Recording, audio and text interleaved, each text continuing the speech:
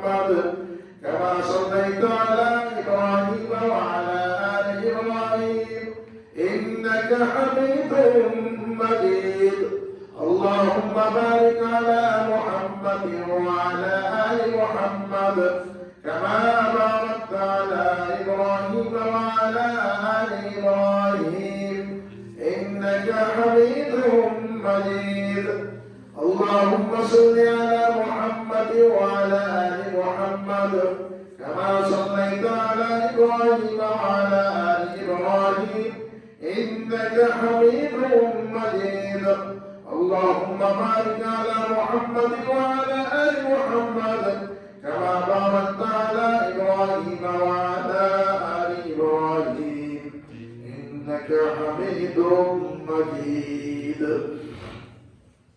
আল্লাহ তাআলার দরবারে লাখ কোটি শুকর আদায় করছি যে রব্বুল আলামিন আমাদেরকে পবিত্র মাহে রমজানের প্রথম জুমাতে যথাসময়ে মসজিদে আসার তৌফিক দিয়েছেন সুস্থ স্বাস্থ্য নিয়ে মসজিদে এসে আল্লাহর ইবাদত বন্দেগীতে শামিল হওয়ার জন্য তৌফিক শক্তি সামর্থ্য দান করেছেন সেজন্য আমরা সকলে আল্লাহর শুকরিয়া আদায় করছি আলহামদুলিল্লাহ আলহামদুলিল্লাহ আল্লাহ তাআলা অত্যন্ত দয়া করে মেহেরবানি করে আমাদেরকে মাহে রমজানের রোজাগুলো পালন করার তৌফিক দিয়েছেন আলহামদুলিল্লাহ আমাদের মতো বহু মানুষ আছে যাদের জন্য মাহে রমজানের মাসটা একটা আযাবের মাসে পরিণত হয়েছে নাউযুবিল্লাহ যারা রোজা রাখে না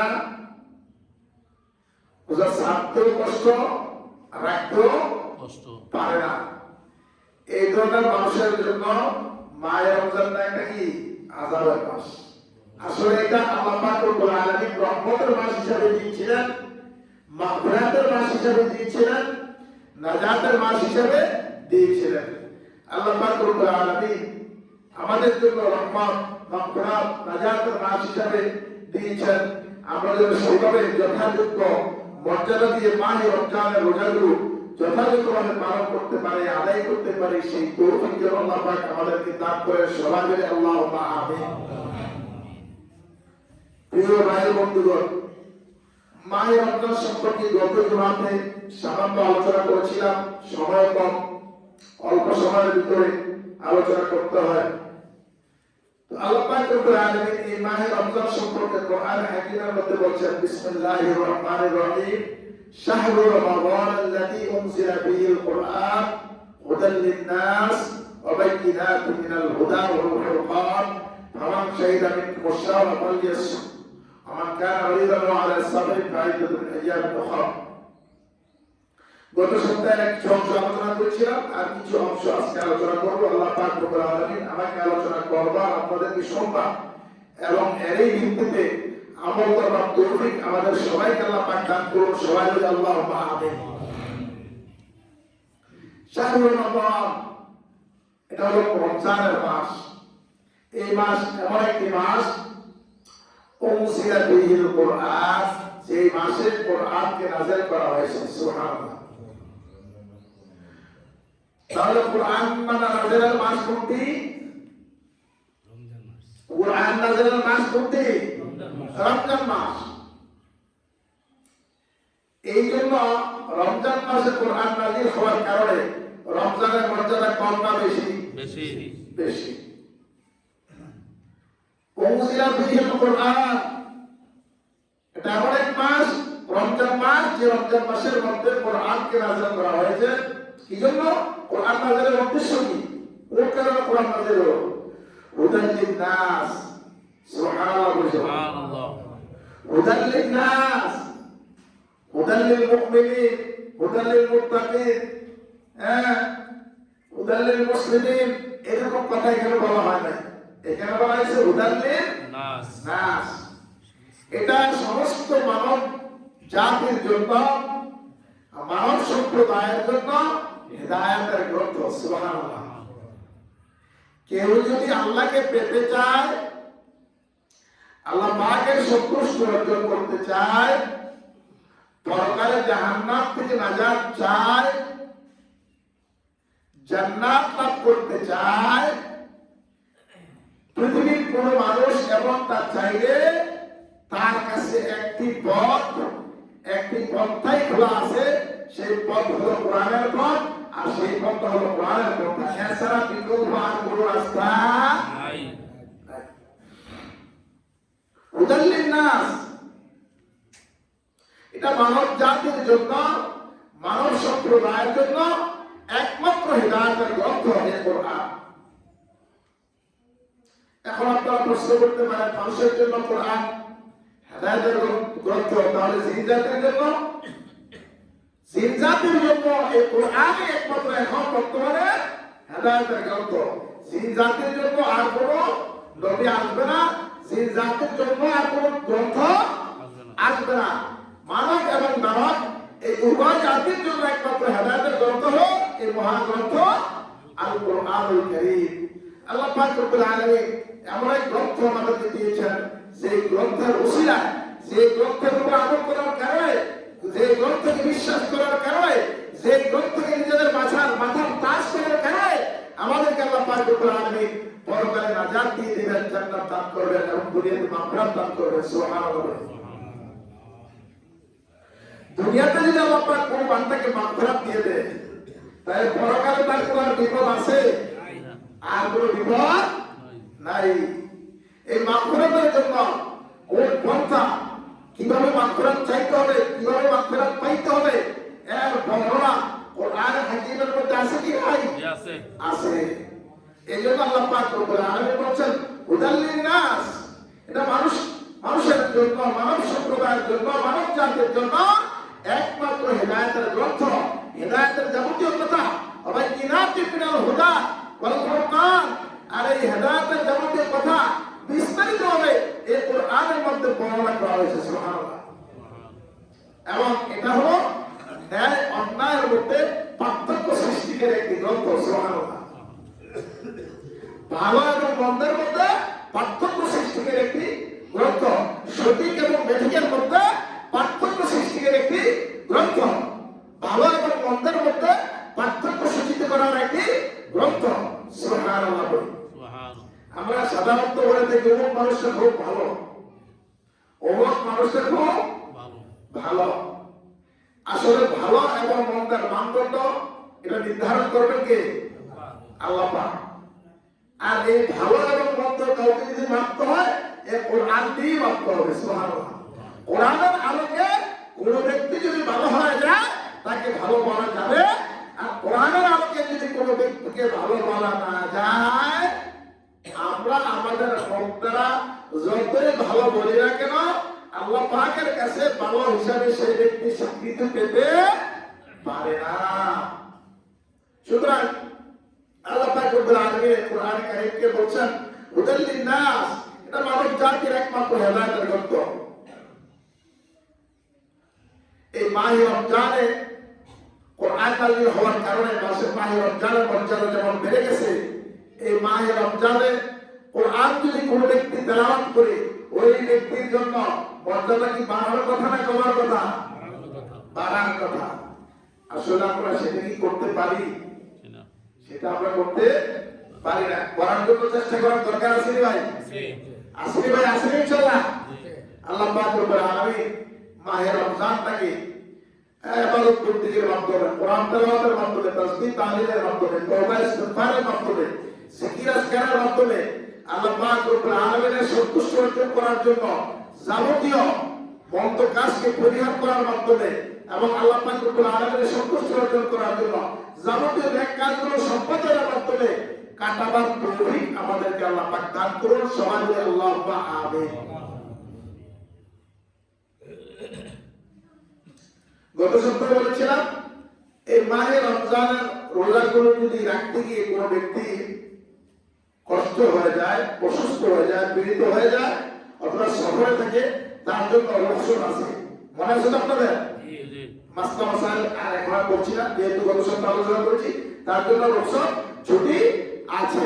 তবে নিজে ইচ্ছা করে এই রক্ষণটা নেব না, আমরা কোনো হাক্কানি আলেমদের সাথে পরামর্শ করি, কোনো ভালো আলেমদের সাথে পরামর্শ নিয়ে আমি রক্ষণের আওতাধীন করি না রক্ষণের বাইরে করি না, আমরা জেনে নেবো। যদি কেউ অসুস্থ হয়ে যায়, মাসালা জেনে নেবো ওষুধ থেকে, তাকে এখন রোজাটা রাখতে পারবো কি, অথবা রোজাটা না রাখলে আমার চলবে কিনা। এই জন্য কোনো ব্যক্তি অসুস্থ হয়ে গেলে আপনার আলেম ওলামাদের কাছ থেকে মাসআলা জেনে নেবেন। আল্লাহ পাক তৌফিক দান করুন, সবাই আমিন। এই মাহে রমজান এর রোজাগুলো যদি কোনো ব্যক্তি একনিষ্ঠতার সাথে, অত্যন্ত আন্তরিকতার সাথে পালন করে, একমাত্র আল্লাহর সন্তুষ্টির জন্য পালন করে, তাহলে আল্লাহ পাক রব্বুল আলামিন তার জীবনের পূর্বাপর সমস্ত গুনাহগুলো মাফ করে দিবেন। সুবহানাল্লাহ। আমাদের গুনাহ আছে কি নাই ভাই?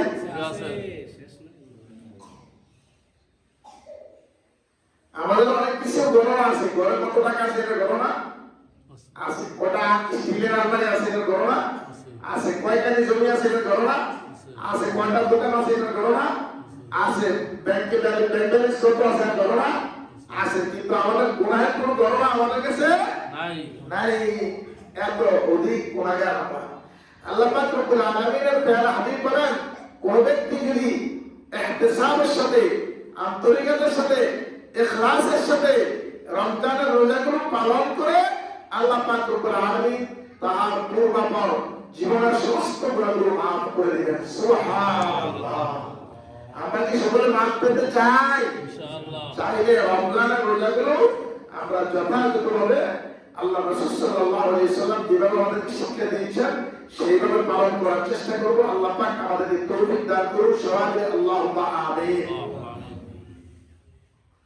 অন্য হাদিসে এসেছে রাসূল আকরাম সাল্লাল্লাহু আলাইহি ওয়াসাল্লাম বর্ণনা করেন আল্লাহ পাকের বক্তব্য। আল্লাহ পাক বলেন, বান্দা আমার জন্য রোজা রাখে আর বান্দার রোজার প্রতিফল স্বয়ং আমি আল্লাহ। সুবহানাল্লাহ।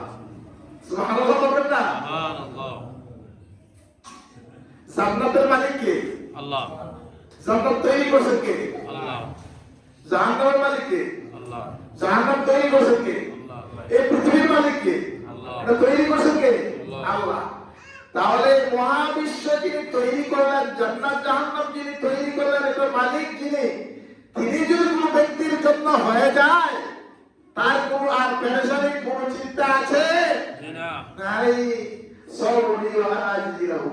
আল্লাহ পাক রব্বুল আলামিনের বক্তব্য, আল্লাহ পাক রব্বুল আলামিনের ঘোষণা। রাসূল আকরাম সাল্লাল্লাহু আলাইহি ওয়াসাল্লাম বলেন যে তোমাদের মাহবুব বলছেন যে আল্লাহ পাক বলেন যে বান্দা আমার জন্য রোজা রাখে আর এই রোজার প্রতিদান স্বয়ং আমি আল্লাহ। সুবহানাল্লাহ। আমি আল্লাহ বান্দার জন্য হয়ে যাব। সুবহানাল্লাহ। আপনারা জান্নাতের কথা শুনেছেন। জান্নাতে যখন কোনো বান্দা কোনো খাইতে চাইবে, ওই খাদ্যটা সাথে সাথে বান্দার মুখের কাছে চলে আসবে, এমন কথা শোনেন নাই? জি। আমরা কেমন ছোট লোক, এক দুই রোজার এদিকে আপনারা দুর্বল হয়ে গেছেন। জান্নাতে যখন কোনো বান্দা কোনো খানা খাইতে চাইবে, ওই খানাটা তার মুখের কাছে, তার হাতের কাছে চলে আসবে, এমন কথা শোনেন নাই? জি।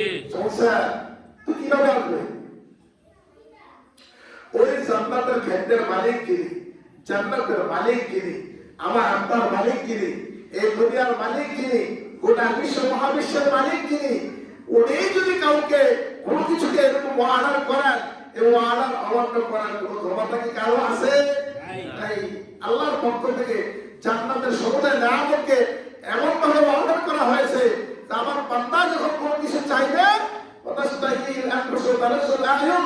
বান্দা যখন চাইবে, বান্দা যখন কোনো কিছু চাইবে, সাথে সাথে বান্দার কাছে তুমি চলে যাবে। সুবহানাল্লাহ।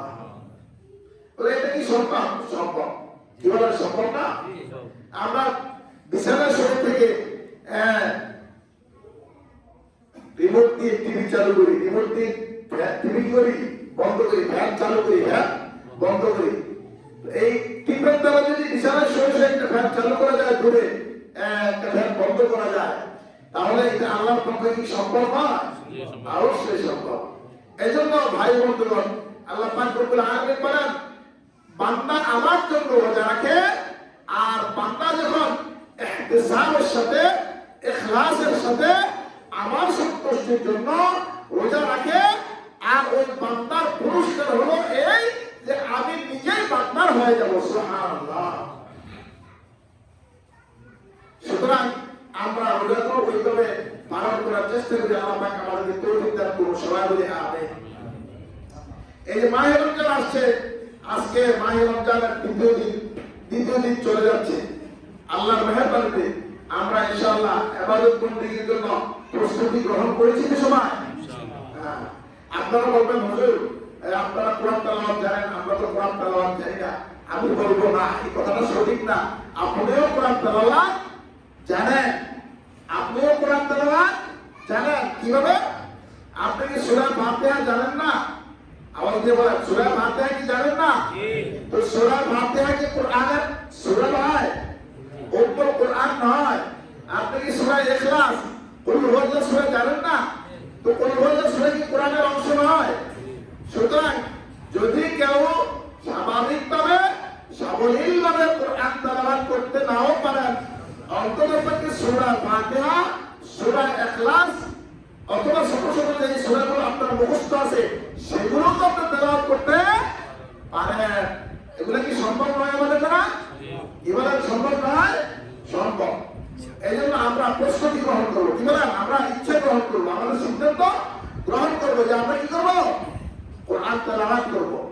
আর ব্যস্ততা থাকতে ব্যস্ততার মাঝেও কোরআন তেলাওয়াত করা যায়, চলাফেরার ভেতরে কোরআন তেলাওয়াত করা যায়, হাঁটার ভিতরে কোরআন তেলাওয়াত করা যায়। কি বলেন?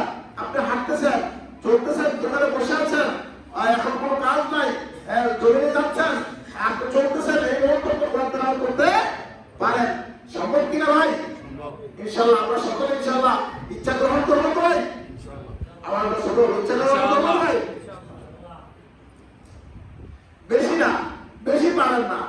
সূরা ইখলাস 10 বার পড়ুন, সূরা ফাতিহা 10 বার পড়ুন, কুল আউযু বিরাব্বিন নাস 10 বার পড়ুন, কুল আউযু বিরাব্বিল ফালাক 10 বার পড়ুন, ইন্না আ'তাইনা এই সূরাটা 10 বার পড়ুন। এইভাবে যদি ইচ্ছা করেন তাহলে এই ছোট ছোট সূরাগুলো তেলাওয়াত করা যায় কি যায় না ভাই? যায়। এজন্য আমাদের ইচ্ছা করতে হবে। আমরা ইচ্ছা করবো না ইনশাআল্লাহ? আল্লাহ পাক রব্বুল আলামিন আমাদেরকে কোরআনের উপর তেলাওয়াত করার জন্য, কোরআনের তেলাওয়াত করার জন্য আমল করার তৌফিক দান করুন সবাইকে। আমিন। তাছাড়া আমরা বিভিন্ন তাসবিহ, তাহলিল, ইস্তিগফার, তাওবা ইত্যাদি আমরা করতে পারি। মাহে রমজানে আপনি যদি একটা নফল পালন করেন, একটা সুন্নতের সওয়াব হয়ে যাবে। সুবহানাল্লাহ। একটা সুন্নতের পালন করলে ফরজের সওয়াব হয়ে যাবে। আর একটা ফরজ পালন করলে 70 থেকে 100 কোনো হাদিসে আনলিমিটেড সওয়াবের কথা বলা হয়েছে। সুবহানাল্লাহ। তাহলে আমরা কি নফল বাড়াবো না কমাবো? কথা বলেন, নফল কি বাড়াবো না কমাবো? সুন্নাত বাড়াবো না কমাবো? বাড়াবো। জিকির বাড়াবো না কমাবো? রমজান মাসের বাইরে যে আমলটা করে 1 গুণ সওয়াব পেয়েছেন, রমজানের ভেতরে সেই তাসবিহটা পড়ে, সেই সূরাটা পড়ে 70 থেকে 100 গুণ বেশি সওয়াব পাচ্ছেন। সুবহানাল্লাহ। এর চাইতে মহা সুযোগ, এর চাইতে বড় সুযোগ, এর চাইতে বিশাল সুযোগ আমাদের জন্য আর কি হতে পারে ভাই? আবার এরকম দেখা গেছে মাহে রমজানের আগের দিন কোনো মানুষ মারা গেছে। আছে কি ভাই? আসবে কথা বলেন, আছে না এরকম? আমাদের এখানে একজন ব্যক্তি ছিলেন, খুব নামাজি মানুষ ছিলেন, কাজকর্ম করে খেতেন, খুব ভালো মানুষ ছিলেন। মাহে রমজান সহ গোটা বছরের হিসাবটা উনি রাখতেন। সুবহানাল্লাহ। ওনাকে জিজ্ঞাসা করলে উনি এই 5 বছর আগে কোরবানির ঈদ কোন মাসের কোন তারিখে হয়েছে, 10 বছর আগে রোজার ঈদ কোন মাসের কোন তারিখে হয়েছে, 10 বছর পরে কোন মাসের কোন তারিখে হবে, এই কথাগুলো উনি মুখস্থ করে দিতে পারতেন। সুবহানাল্লাহ। কিছুদিন আগে উনি দুনিয়া থেকে বিদায় হয়েছেন। আমার সাথে কথাবার্তা বলে মসজিদে নামাজ পড়েছেন, তারপর বাড়িতে গেছেন, রাতে এশার নামাজও পড়েছেন, রাতে 10টার পর অসুস্থ হয়ে গেছেন, 2টা-2:30টার দিকে দুনিয়া থেকে বিদায় হয়ে গেছেন। গতকালকে আমাদের ওইখানে ইফতারের সময় মহিলা ইফতার করার জন্য পানি মুখে দিয়েছে। সারাদিন রোজা রেখেছে, ইফতার করার জন্য পানি মুখে দিয়েছে। পানি মুখে দিয়েছে, ডোর থেকে পানি আটকে গেছে। আমরা কি বলি থেকে বান পড়ছে, কি বলি? বান পড়ছে, বান পড়ছে, এই বান পড়ছে, নাই চলে গেছে। ইন্না লিল্লাহি ওয়া ইন্না ইলাইহি রাজিউন। হয়তো ওনার তো আশা ছিল 30টা রোজা উনি রাখবে, একটা রোজা রেখেছেন। এরকম হয় কি হয় না ভাই? হয়। আমাদেরকে আল্লাহ পাক রব্বুল আলামিন সুন্দরভাবে, সুস্থভাবে একটা হায়াত দিলেন। মায়ের রমজান পর্যন্ত আমাদেরকে হায়াত দিয়ে সুস্থ রেখে আমাদেরকে স্বাভাবিকভাবে চলার তৌফিক দিলেন। সেজন্য কি আমরা শুকরিয়া আদায় করবো না? শুকরিয়া আদায় করবো। শুকরিয়াটা কিভাবে আদায় করবো? বেশি বেশি করে আমরা সকলে একমত আছি বেশি বেশি করে আমাদের বন্ধুকে মাধ্যমে আমরা শুকরিয়া আদায় করব আল্লাহ পাক রব্বুল আলামিন আমাদেরকে শুকরিয়া আদায় করার তৌফিক দান করুন সবাই বলে আমিন